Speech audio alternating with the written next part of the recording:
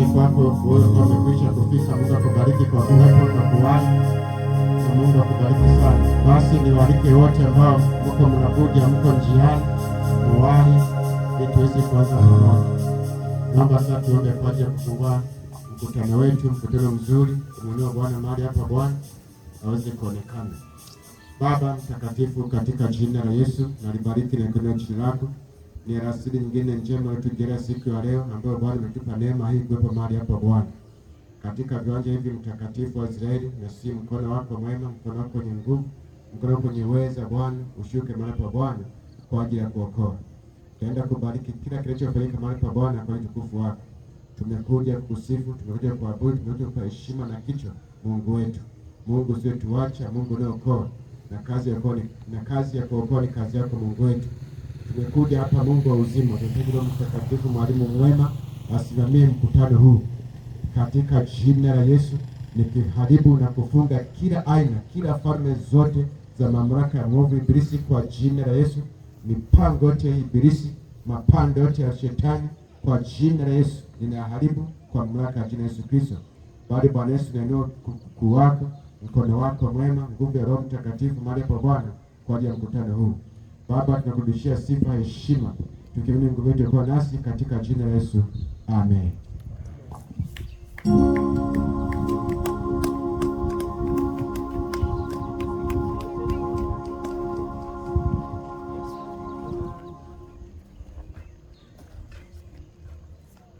Hallelujah.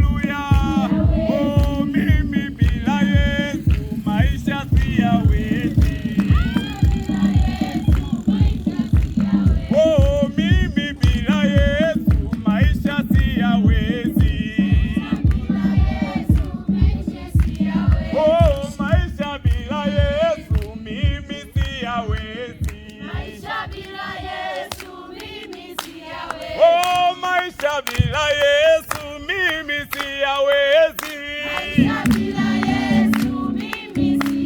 Maisha gani hayo? Mimi siyawezi. Oh, maisha bila Yesu mimi siyawezi.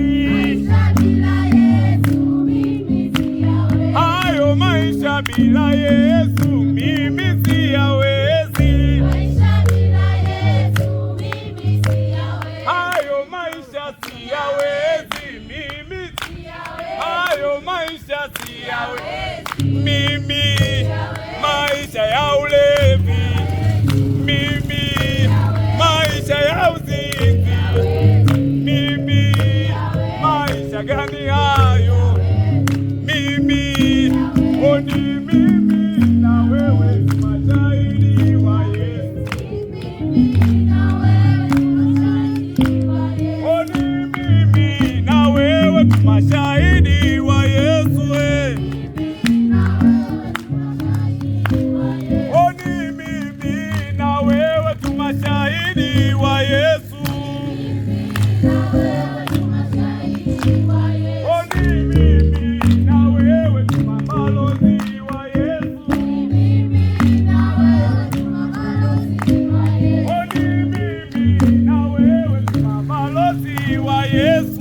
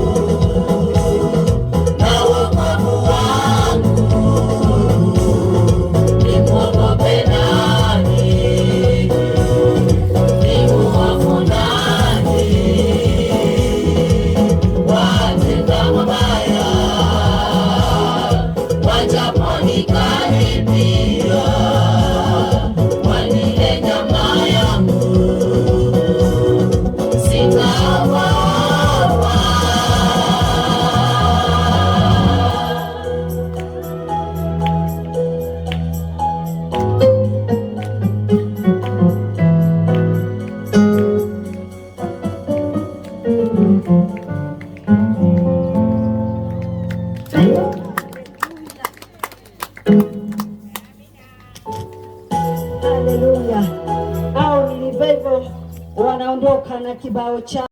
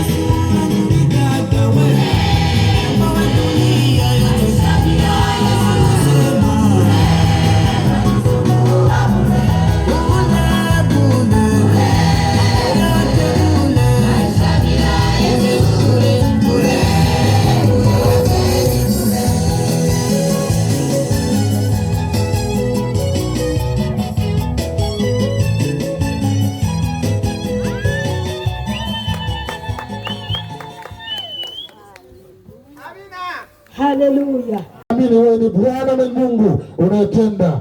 Tazama, ninahitaji nguvu zako na uwezo wako. Tazama nakwenda kusimama, wewe ndiye unanipa nguvu na uweza. Ninakushukuru Baba nikiamini wewe unatenda makubwa. Mimi ni kijana wako, unanijua uchanga wangu, unanijua ukubwa wangu. Wewe ndiye mkubwa kuliko yote. Ninahitaji neema na nguvu Baba. Nafunga mamlaka yote ya giza kapate kushindwa katika jina la Yesu Kristo. Baba nikiamini Baba, kuna wagonjwa na watu wenye matatizo mbalimbali, na jina lako pekee ndilo linalotenda na kuponya wagonjwa. Jina la Yesu Baba ninakuamini, watu wenye matatizo wapate kufunguliwa, maana ulisema mtaweka mikono juu ya wagonjwa nao watapata afya. Ninaamini Bwana unaweza na utakwenda kutenda, nikiamini kwa yote, kwa jina la Baba na la Mwana na Roho Mtakatifu. Amina. Amen.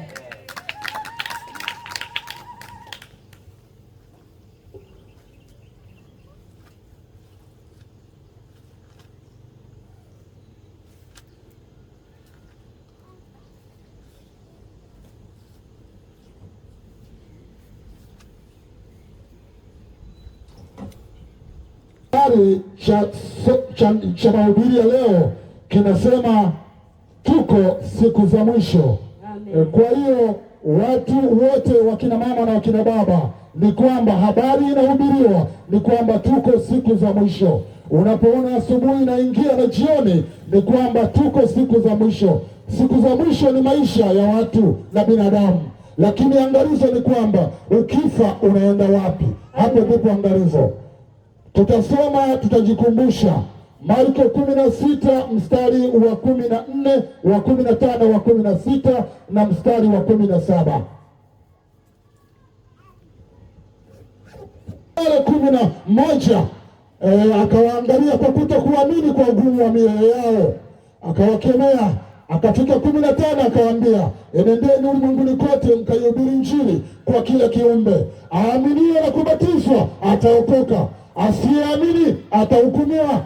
Na ishara hizi zitafuatana na wale waaminio, kwa jina langu watatoa pepo, na watasema kwa lugha mpya, hata kinywa kitu cha kufisha hakitawazuru, na wataweka mikono yao juu ya wagonjwa nao watapata afya. Basi Bwana Yesu baada ya kusema nao akachukuliwa juu mbinguni kwa Baba, akakaa mkono wa kuume.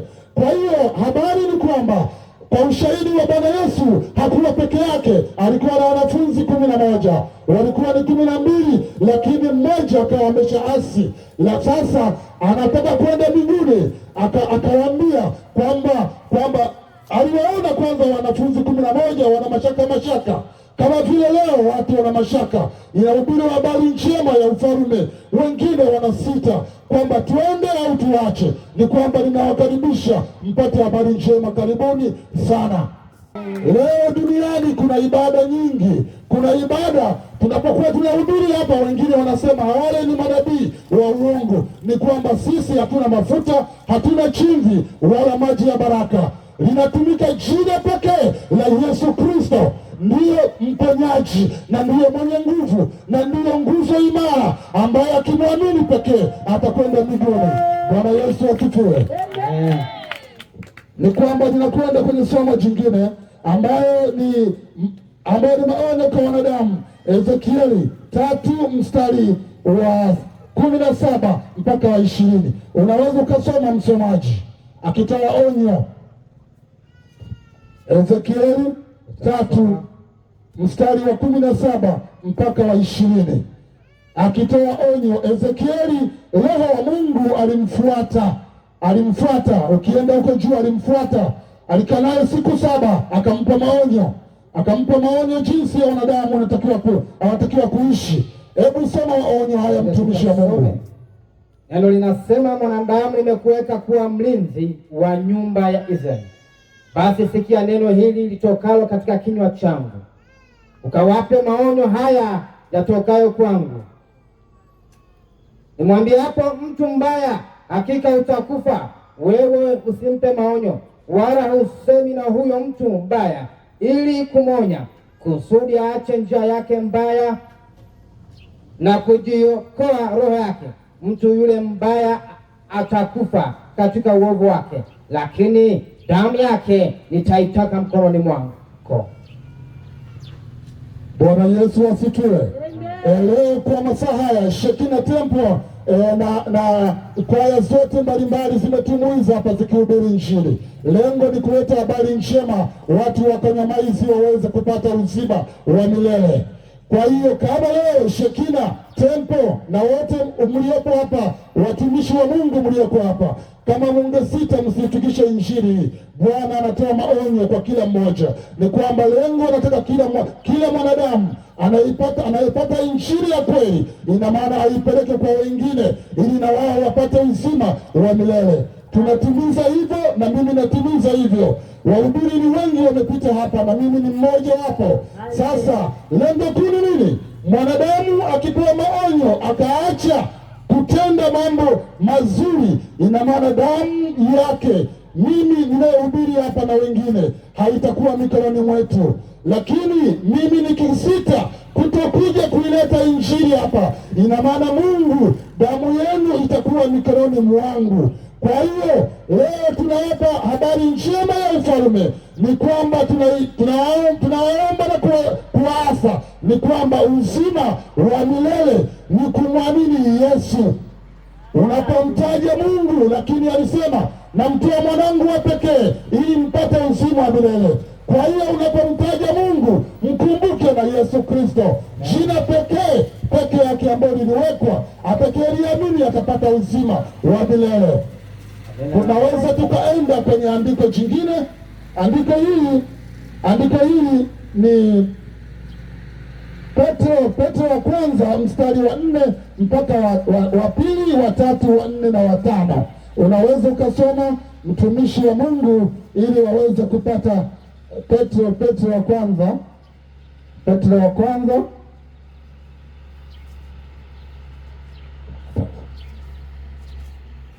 hapa kwenye Biblia. Watu wanaikataa, watu wanaichoma moto, watu hawaiamini. Hii ndiyo neno la uzima wa milele. Kwa hiyo siwezi kusema peke yangu maneno kutoka kichwani tu, ina maana ninapewa ushahidi wa maandiko matakatifu. Petro wa kwanza sura ya 4 mstari wa 2, wa 3, wa 4 na wa 5. Tangu sasa msiendelee kuishi katika tamaa za wanadamu, bali katika mapenzi ya Mungu wakati wenu ulioubaki kwa kukaa hapa duniani. Maana wakati wa maisha yetu uliopita watosha kwa kutenda mapenzi ya mataifa, kuenenda katika ufisadi na tamaa na ulevi na karamu za urafi na vileo na ibada ya sanamu isiyo halali, mambo ambayo wao huona kuwa ni ajabu ya ninyi kutokwenda mbio pamoja nao katika ufisadi ule usio na kiasi, wakiwatukana. Na watatoa hesabu kwake yeye aliye tayari kuwahukumu walio hai na waliokufa. Amina. Tangu sasa msiendelee kutenda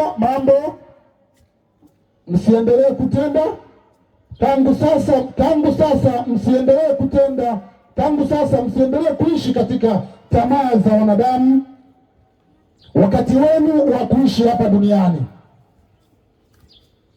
Maana siku zote mmeishi mnatenda mambo maovu, lakini wakati huu ina maana haitaki kutenda tena mambo mabaya.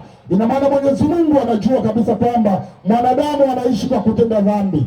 Kuanzia sasa mnaposikia sauti hii, anajua Mwenyezi Mungu anajua kwamba wewe unasindika nyumbani kwako, anakujua unapigia goti sanamu, anakujua unatumia pombe, Mwenyezi Mungu anakujua. Anakujua unazini, Mungu anakujua. Anakujua unavuta sigara, Mungu anakujua. Anakujua wewe ni mwizi, Mwenyezi Mungu anakujua. Lakini kuanzia sasa unasikia habari njema leo, anasema uache uifuate njia ya kweli. Ndio lengo kuu la andiko hilo. Sasa lengo kuu la kuja hapa ni kwamba tunaleta habari njema ili mwanadamu unapokufa, mwisho tuko nyakati za mwisho, lakini mwisho kwa mawazo yangu mimi naona ziko mbili. Ni kwamba leo hii inaweza roho yako ikahitajika leo. Je, unafahamu unapokwenda? Mwanadamu anatenda dhambi akifa, akifa roho yake inakwenda kutunzwa kuzimu. Mwanadamu anatenda mema, akifa roho yake inatunzwa peponi. Kwa hiyo wewe una uhakika roho ukifa sasa hivi roho yako inakwenda peponi? Maana wengi wanadanganyika kwenye misiba. Unakuta mtu mkiongozi anasema ipokee Mwenyezi Mungu mahali pake pema peponi. Ni kwamba si roho zote zinapokelewa mahali pema peponi. Kuna roho zingine zinakwenda kuzimu, kuna roho zingine zinakwenda peponi. Ili uende sehemu ambayo ni njema, kwanza unaabudu duniani kwenye kanisa lolote, kwanza umwamini Yesu Kristo. Kama umwamini Yesu Kristo, jua roho yako itakwenda kuzimu. Kwa hiyo Yesu Kristo anakuhitaji siku ya leo uweze kumfuata na kumwamini ili upate uzima wa milele. Bwana Yesu asifiwe. Kwa hiyo ndugu mpendwa, ndugu ulioko huko karibu na ulioko mbali, sauti unapoisikia yote hii ni lengo moja tu, utubu na kumwamini Yesu. Ninajua una dini yako nzuri sana, lakini dini hiyo nzuri haitakusaidia. Na kuona unasali sana lakini unazini, na kuona unasali lakini ni mlevi, na kuona unasali lakini kwa waganga unakwenda, na kuona unasali lakini unazindika nyumbani kwako hapo. Kwa hiyo unajisumbua bure. Danieli 12:10 anasema wengi watajitakasa na kujifanya weupe na kujiona wametakasika, kumbe wabaya watatenda mabaya, lakini awaye yote atagundua. Lakini wale wenye hekima ndio watajua kwa nini huyu anaenda kanisani, anazini na anaenda kanisani, anakunywa pombe na anaenda kanisani, anaenda kuweka zindiko nyumbani kwake na anaenda kanisani, anaenda kuvuta sigara, unamwona anavuta sigara, anavuta bangi na anakwenda kanisani au kwenye nyumba za ibada zozote zile. Amevaa nguo nzuri, nyeupe nzuri, safi, amejitakasa, lakini ana mazindiko nyumbani kwake na hamwamini Yesu Kristo, anapoteza ibada bure. Ndio maana andiko linasema wengi watajitakasa na kujifanya weupe, lakini anatenda mabaya roho yote hatagundua kama anatenda mabaya, atajiona yuko safi, yuko sahihi, kumbe yuko njia potovu. Kwa hiyo ndugu mpendwa, na kukaribisha jioni ya leo upate uzima wa milele kupitia kwa Yesu Kristo. Bwana Yesu asikie. Ni masaa ya jioni, tunakuhitaji Bwana. Wewe ni mwanadamu. Mwenyezi Mungu anasema kupitia maandiko matakatifu kwenye Ufunuo 9:20 anasema, na wanadamu waliosalia wasiopigwa mapigo hayo ni wale ambao hawakuwasujudia mashetani, hawakuzipigia goti sanamu za dhahabu, za fedha na za shaba na za dhahabu. Sanamu ni kitu gani? Ni kitu ambacho kina macho lakini hakioni, kina masikio lakini hakisikii, kina miguu lakini hakitembei. Wengine wanakipigia goti kwenye majengo yao, wengine wamekivaa kwenye mili yao. Lakini Wakorintho wa pili 6:16 anasema, hamjui kwamba ninyi ni hekalu la Mungu? Kwa nini sanamu? Anahoji hapo, hamjui ninyi ni hekalu la Mungu? Mna mapatano gani kati ya sanamu, kati ya hekalu na sanamu? Hamjui ninyi ni hekalu la Mungu? Kwa hiyo ninyi, mili yetu sisi imefanyika hekalu. Agano la Kale hekalu lilikuwa ni la jengo, lakini Bwana Yesu alilijenga hekalu lake ndani ya mwili wa mwanadamu. Kwa hiyo mwili wa mwanadamu ni hekalu. Kwa hiyo unapokunywa pombe, unakunywa kwenye eneo ambalo Roho Mtakatifu anakaa. Kwa hiyo ndiyo hukumu. Mwingine anafunua maandiko anasema, mbona imeandikwa kama unakunywa kidogo? Uko kipindi kipi? Hiki ni kipindi cha neema, kipindi cha Kristo. Kipindi cha hekalu limebadilishwa na jengo likaingia hekalu la mwili wa mwanadamu. Wewe unabugia tu pombe, unavuta sigara, unasema tutaokolewa kwa neema. Neema ndiyo hii unaisikia leo, ni kwamba uamini Yesu Kristo, utende matendo mema. Pasipo kumwamini ni jehanamu. Bwana Yesu anaita. Tazama, tuko kipindi cha mwisho, dunia inakwenda inawayawaya. Angalia dunia sio nzuri. Ninakusihi mama, ninakusihi dada, huko kokote uliko unatenda mabaya, achana na mabaya, umwamini Yesu Kristo. Ninaongea hayo nikiwa naongea mbele za washirika walioko hapa. Siwezi kujua mioyo yao na matendo yao. Hukumu hii ina hukumu tulioko sisi hapa, na mimi ninayesema na wewe unasikia. Usipotenda mema ina maana ni hukumu tu. Usipomwamini Yesu ni hukumu. Kwanza unapoabudu unaabudu, lakini umwamini Yesu Kristo. Bwana Yesu asifiwe. Amen. Ni masaa ya jioni, nikiamini kwamba wote mmesikia injili, habari njema, lakini ninaamini kwamba wapo wengi ambao wana matatizo mbalimbali na wengine wanahitaji kumpokea Yesu Kristo huko ulipo. Ninawasihi kwa neno moja, ninawaambia ya kwamba yeyote ambaye anahitaji kumwamini Yesu Kristo, ukimkiri Yesu Kristo kuwa ni Bwana na Mwokozi wa maisha yako huko uliko, Bwana atakupokea.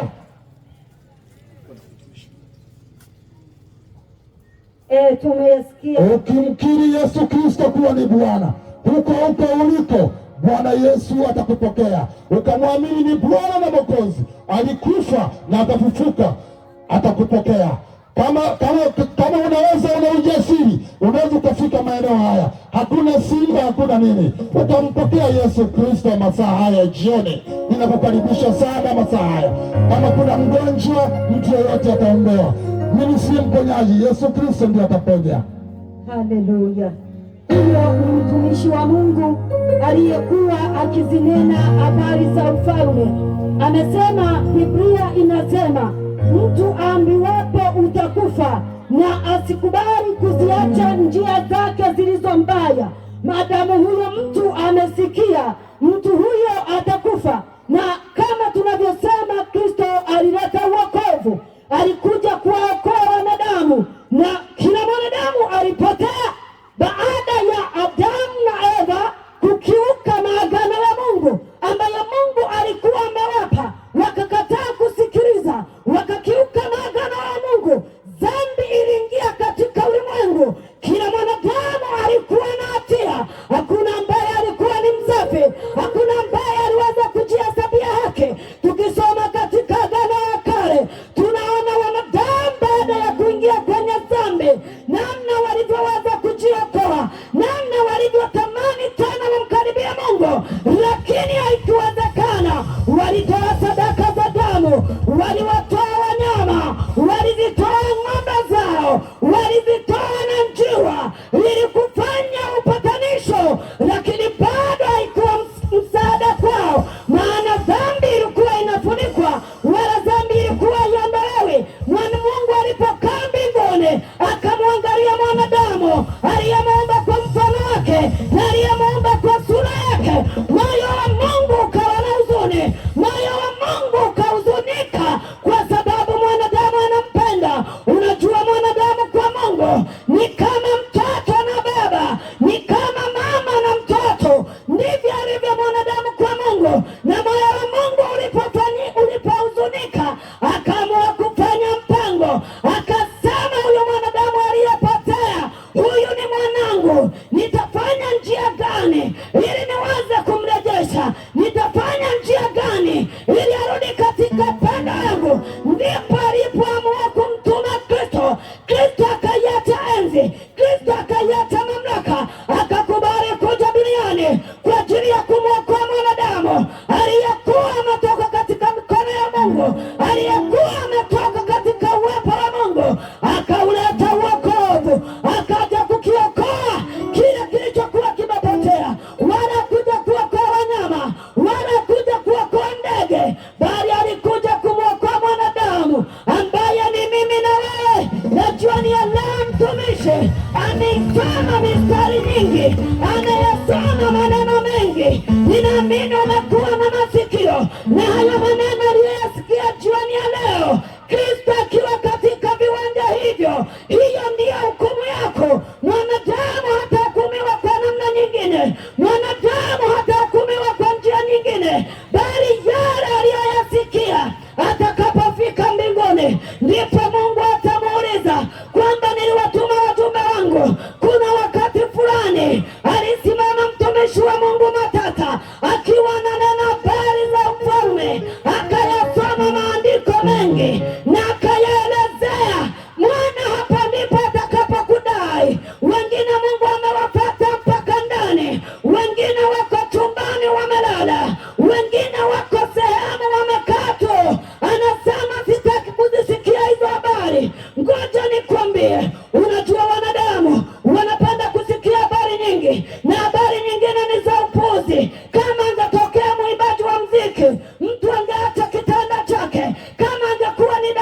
Diamond angeacha na kila kitu, hata kama ingekuwa ni kazi yake ya pesa, angesema hiyo naiacha, inaenda kumtazama Diamond. Lakini nataka kukwambia, huyo unamtazama, huyo unayemsikia, hakuna unachotoka nacho. Lakini ukimsikia Kristo, ukizisikia habari za Kristo, ni habari za uzima, ni habari za ukombozi. Na Yesu alikuja kutafuta wewe, wala sio mnyama. Ni wewe mwanadamu wa Kanyamwezi, ambao umepata upendeleo wa Mungu, ambao umepata neema ya Mungu jioni ya leo. Mungu anakutafuta wewe, na kama umesikia habari hizi, inawezekana ukazisikia. Unajua Kristo alipokufa hapa duniani alikuja kutuokoa sote, na Biblia inasema kama alivyoanza kwamba kila aaminie ataokolewa, bali asiyeamini huyo atahukumiwa. Kwa hiyo mwanadamu atakayemwamini Yesu akiwa duniani, huyo ataokolewa. Lakini huyo mwanadamu atakayemkataa Yesu akiwa duniani, na huyo mtu atakataliwa mbele za Mungu na malaika yake. Haijalishi ulitoa sadaka gani, haijalishi ulikuwa unafanyaje, lakini kutokumwamini Yesu na kumkubali kuwa Bwana, hiyo inatosha kupeleka jehanamu. Haleluya! Bwana Yesu asifiwe. Hiyo inatosha, hiyo inatosha. Na ndio maana njiwa hazikuweza, lakini damu ya Yesu Kristo peke yake ndiyo inayotufanyia upatanisho. Na ukishapokea Yesu, damu yake inakutakasa kabisa. Hata kama ungekuwa umeua, hata kama ungekuwa umezini, hata kama ungekuwa ni mchawi, hata kama ungekuwa umeshindikana, una dhambi zinazonuka, lakini ukishampokea Yesu, Yesu anakutakasa, Yesu anakusafisha, anakufanya kuwa msafi, na unapokea haki, na unaitwa mwana wa Mungu. Bwana Yesu asifiwe. Kwa hiyo jioni ya leo, mtumishi wa Mungu alikuwa akizinena habari njema za ufalme. Wewe uliyeko nyumbani na wewe uliyeko mbali, jioni ya leo tunapoenda kumwomba Mungu, naomba praise wasogee kwa ajili ya kumwomba Mungu. Watakuwa wakiimba wimbo wa kuabudu, na hapa tutaenda kumwomba Mungu. Lakini inawezekana leo hujafika, lakini inawezekana kesho ukafika. Tunaendelea kukualika wewe uliyeko nyumbani, huu mkutano unaendelea na habari za Injili zinaendelea, na jioni tutakuwepo kwa muda wa mapema, tutakuwepo tukiendelea kukuambia habari za ufalme. Wewe usikate tamaa, hata kama kuna mambo yamekukatisha tamaa, hata kama kuna mambo yamekuhuzunisha. Ukija kwa Yesu yote yanaisha, ukija kwa Yesu yote, yeye anaweza kila jambo, maana yeye ndiye aliyekuumba. Karibu praise, tutaenda kumwabudu Mungu. Na jioni ya leo tusogee makutano, wakati tunaenda kumwabudu Mungu na tunaenda kuziombea baraka katika huu mji wa Kanyamwezi, katika kijiji hichi cha Kanyamwezi. Tunaenda kuombea baraka, tunaenda kuombea baraka, tunaenda kuombea viongozi wa mji huu, kuwamshukuru Mungu kwa ajili ya hao walioko Kanyamwezi. Lakini wewe mtu wa Kanyamwezi, tunaenda kuombea ulinzi, tunaendelea kuombea neema ya Mungu ikasimame na wewe jioni ya leo. Bwana akakupa sikio la kusikia, na Bwana akakupa neema ya kumwelewa Mungu, maana yeye amekuja kutafuta. Karibu praise kwa ajili ya wimbo wa kuabudu. Bwana unaweza, mambo yote unaweza, unaweza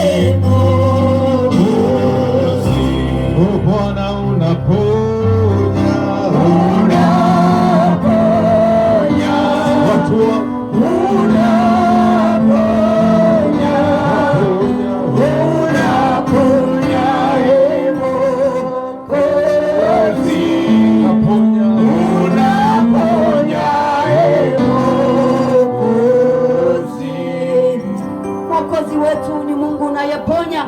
Ninaomba makutano wote msogee huku, watu wote msogee mahali hapa, watu wote msogee hapa, msiwe mbali. Wote ambao umekuja katika mkutano huu sogea, maana ukisogea hakuna jambo baya litakupata. Ukisogea umemsogelea Mungu, ukisogea umeusogelea uwepo wa Mungu, ukisogea umeisogelea neema ya Mungu. Mtu anaweza akasogea kwenye mambo yasiyofaa, akahamasishwa katika mambo yasiyofaa akasogea, lakini tunapokuhamasisha kwa Yesu, kwa Yesu ni zaidi, kwa Yesu ni zaidi, kwa Yesu ni zaidi. Tunakuhamasisha kwa uzima, tunakuhamasisha kwa uponyaji, tunakuhamasisha kwa kitu ambacho ni cha thamani sana. Tunapokuambia usogee, sogea, sogea mwanadamu uliyeumbwa na Mungu, maana tunayohubiria habari zake. Ndiye aliyekufinyanga, ndiye aliyekuumba, ndiye aliyekupa pumzi hata jioni ya leo kuwa hivyo ulivyo. Huyo ndiye aliyekupa neema hiyo kuwa hivyo ulivyo. Maana wako wengine jioni ya leo hawawezi kusimama kama wewe, hawawezi kusogea hapa uliposogea. Kwa hiyo mwanadamu uliyesogea mahali hapa, inawezekana umesikia habari za Injili, inawezekana umesikia habari za wokovu mara nyingi, ni wakati mwingi umezisikia habari za wokovu, lakini inawezekana jioni ya leo Mungu amekuja Kanyamezi, Kristo mwenyewe yuko Kanyamezi kwa ajili ya kutafuta wewe, kwa ajili ya kuitafuta roho yako. Inawezekana ndani ya moyo wako unatamani kumpa Bwana Yesu maisha yako, unatamani kumpokea Yesu mahali ulipo. Na watu wote tufumbe macho na tuinamishe vichwa chini, watu wote tufumbe macho. Ukiwa hapa ulipo simama, kama unatamani Bwana kumpa maisha yako. Unajua watu wanayapa maisha yao shetani, watu wanayapa maisha yao miungu, lakini ukimpa maisha yako Yesu ni faida. Na jioni ya leo kama unatamani kumpa Bwana Yesu maisha yako, ukiwa umefumba macho, utaweka mkono wako juu. Wewe unayetamani jioni ya leo tuombe na wewe, wewe ambaye unatamani jioni ya leo tuombe na wewe, unayesema ninamtamani Yesu kuwa katika maisha yangu, ninamtamani Kristo awe Mwokozi. Yawezekana unaona aibu. Ngoja nikwambie mwanadamu, unajua hapa duniani unaweza ukaona aibu, unaweza ukaona aibu kwa ajili ya rafiki yako, unaweza ukaona aibu kwa ajili ya jirani yako, lakini unapoondoka ukatoka katika mwili ukafa, jirani yako muonani tena, mme wako kipenzi, mme wako mpendwa aliyekuita hani mukaitana my sweet, hautamuona tena. Na huko unakoelekea unaenda peke yako, na unaenda kukutana naye huyu uliyemkataa ukiwa duniani, na yeye anakukataa kama wewe ulivyomkataa. Ndio maana nakwambia jioni ya leo, fanya uamuzi. Inawezekana umekaribia katika viwanja hivi, lakini unatamani Yesu umpe maisha yako, na haujui kwa nini wewe umesogea, kwa nini rafiki yako hajasogea mwingine, kwa nini wewe uko mahali hapa. Inawezekana Bwana ameuona moyo wako, Bwana anakutazama ili aweze kukupa wokovu. Kama upo mtu ambaye jioni ya leo ungetamani Bwana Yesu kumpa maisha, kama kuna mtu ambaye jioni ya leo, karibu dada, kama unatamani kumpa Bwana Yesu maisha, kama unatamani kumpa Bwana Yesu maisha, kama unatamani kuokoka, unatamani Bwana Yesu awe Bwana na Mwokozi wa maisha yako, kama hayupo ambaye, dada, karibu, ninaomba mjaribu kumsogeza na mtaweka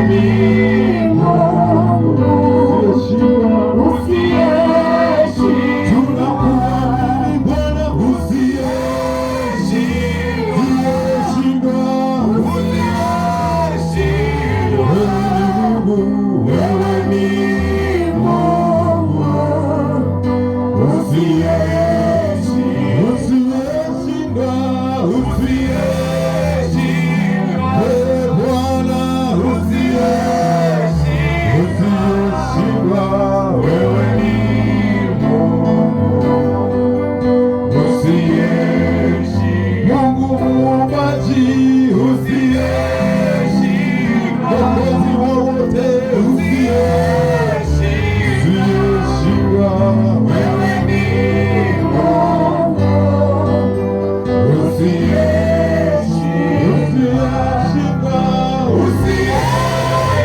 usiyeshindwa, wewe ni Mungu, wewe una huruma na rehema, nasi jioni ya leo tunamleta dada huyu ambaye jioni ya leo amesikia sauti yako na ameukimbilia msaada wako, katika jina la Yesu wa Nazareti, Mwana wa Mungu aliye hai. Tunavivunja vifungo vilivyoko ndani yake, tunatuma moto, moto juu ya kila mapando yaliyoko ndani yake. Tunauachilia moto katika jina la Yesu, kila kifungo kilichokuwa ndani yake katika jina la Yesu. Ewe kifungo, katika jina la Yesu, tunatuma moto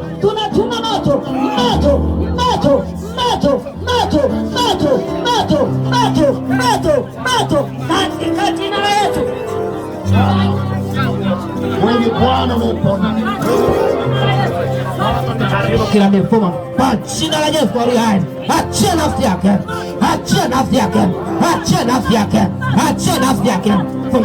tunafungua masikio yake kwa jina la Yesu. Ninaamuru kila roho iliyoshikilia masikio yake, achia kwa jina la Yesu. Toka kwa jina la Yesu. Una mamlaka juu ya nafsi yake, una mamlaka juu ya usikivu wake, una mamlaka juu ya toka kwa jina la Yesu aliye hai, kwa jina la Yesu aliye hai. Ninaharibu mifumo yote ya kipepo, mifumo yote ya uganga, uchawi, majinamizi kwa jina la Yesu aliye hai. Toka ewe pepo wa udhaifu, ninakuamuru kwa jina la Yesu, achia nafsi yake, toka kwa jina la Yesu, toka ewe pepo wa udhaifu uliyefunga nafsi yake, uliyefunga mwili wake, uliyefunga viungo vyake, ninakuamuru kwa jina la Yesu, toka kwa jina la Yesu, ukateketeke, toka kwa jina la Yesu. Kila nguvu ya kila jua siku hii ya leo ya kwamba tutakuwepo katika eneo hili la Kanyomaizi kuihubiri Injili, kuyasema maneno yako ambao umesema neno lako ni uzima. Nami ninaamini Bwana ya kwamba neno lako hili Bwana ambalo umesema ni hai na tena lina nguvu. Bwana, watu wa Kanyomaizi ambao wewe Mungu mwenyewe ndio uliowaumba wamelisikia neno lako ambayo ndio pumzi ya uhai. Pasipo wewe Bwana hakuna ambalo linaweza kufanyika. Pasipo wewe Bwana hakuna mipango ambayo inaweza kupangika. Mungu mwenye enzi, mfalme mwenye nguvu, Mungu mwenye mamlaka yote, Bwana tunakushukuru, mfalme wa amani, maana ninaamini ya kwamba watu wako ambao wamelisikia neno lako mahali popote walipo katika majumba yao, Bwana ninaamini ya kwamba Mungu mwenye nguvu unawapa neema hiyo ya kuendelea kulitafakari neno lako ambalo wamelisikia siku hii ya leo, na kwamba Bwana unaachilia neema ya kufanya maamuzi, maana Bwana wamesikia habari zako ya kwamba pasipo wewe hakuna jambo ambalo linaweza kufanyika. Tizama Bwana, tumefikia mwisho wa mkutano wetu huu Bwana, lakini siku ya kesho tutakokiendelea mahali hapa. Mungu mwenye nguvu, ninaomba neema yako ikaendelea kwa pamoja nasi Bwana, hata tunapotawanyika mahali hapa, mkono wako wenye nguvu ukaendelee kuwa pamoja nasi, ukapate kutulinda, kutuepusha na kila mipango na makusudio ya adui. Tupe neema tena Bwana ya kukusanyika tena mahali hapa siku ya kesho, tukapate kuyasema maneno yako. Ninasema asante Bwana wa majeshi, asante mfalme wa amani, asante Mungu mwenye nguvu, maana utakuwa pamoja nasi. Katika jina la Yesu ninaomba nikiamini, amen.